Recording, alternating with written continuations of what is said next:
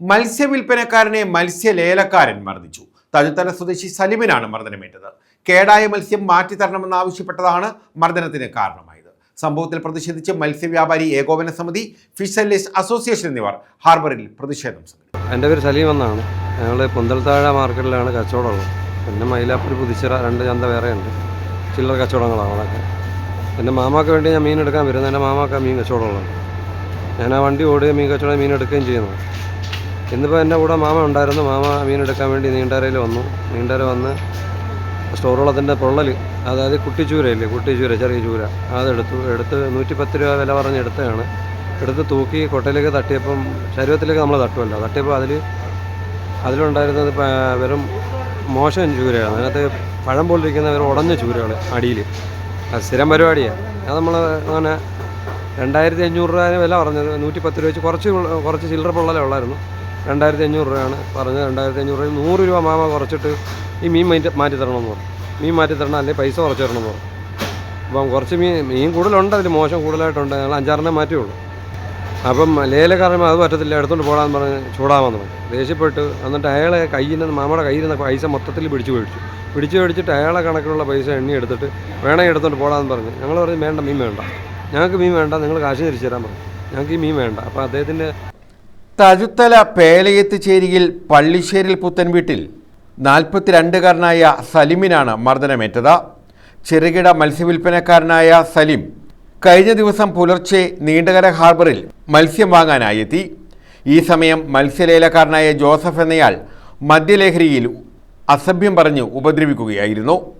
2500 രൂപയ്ക്ക് ഒരു കുട്ട മത്സ്യം വാങ്ങിയതിൽ കേടായ മത്സ്യം മാറ്റിത്തരണമെന്ന് ആവശ്യപ്പെട്ടതാണ് മർദ്ദനത്തിന് കാരണമെന്ന് സലിം പറഞ്ഞു.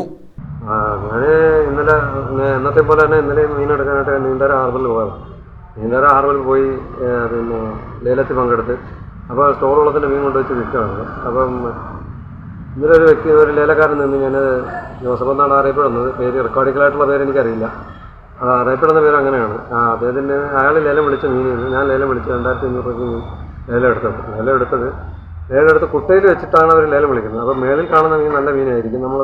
അത് കണ്ടിട്ടാണ് മീൻ വിളിക്കുന്നത്. മീൻ വിളിച്ച് ലേലം എടുത്തതിന് ശേഷം നമ്മൾ വില പറഞ്ഞ് അത് ലേലം ഉറപ്പിച്ച് 2500 രൂപ ലേലം ഉറപ്പിച്ച് ആ മീനെടുത്ത് ഇപ്പോൾ ലോഡിങ് നേരെ അത് കൊട്ടയിലേക്ക് മാറ്റിയപ്പോൾ അടിയിൽ കിടന്നത് കഴിക്കുന്നത് വളരെ മോശമായ മീനുമായിരുന്നു. അതല്ല, ഞങ്ങൾ പറക്കി മാറ്റിയിട്ട് ഈ മീൻ മാറ്റിത്തരണം എന്ന് പറഞ്ഞതിൻ്റെ പേരിൽ അയാളുമായിട്ട് വാക്കേർക്കുണ്ടായി. വാക്കേർക്കുണ്ടായി. അവർക്ക് മാറ്റിത്തരാൻ പറ്റത്തില്ല. മോശമായ രീതിയിൽ ഒരു നിറയെ ചീത്ത പറയുക, അങ്ങനെയുള്ള കാര്യങ്ങളൊക്കെ ആയിരുന്നു.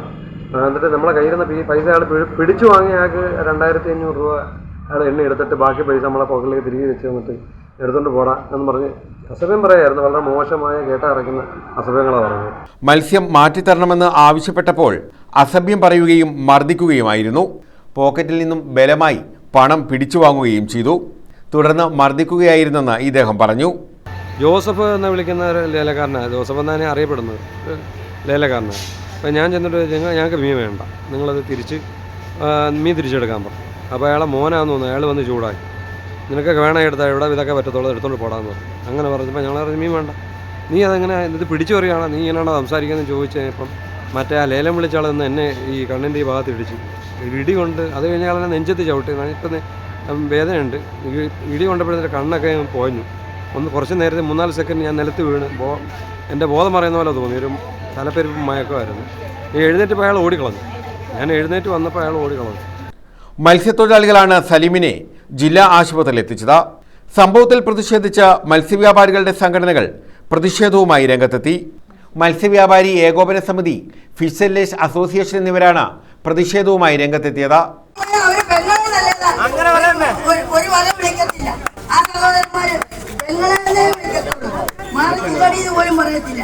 തോട്ടപ്പള്ളിയിലും പോയിട്ടുണ്ട്, അമ്പലപ്പുഴയും പോയിട്ടുണ്ട്, എല്ലായിടും പോയിട്ടുണ്ട്. അവിടെ ആരും ഒരു ശല്യമില്ല. ഈ നീണ്ടാര ആരും പോലെ എങ്ങുമില്ല. ഞങ്ങളെല്ലാരും ഞങ്ങളെല്ലാം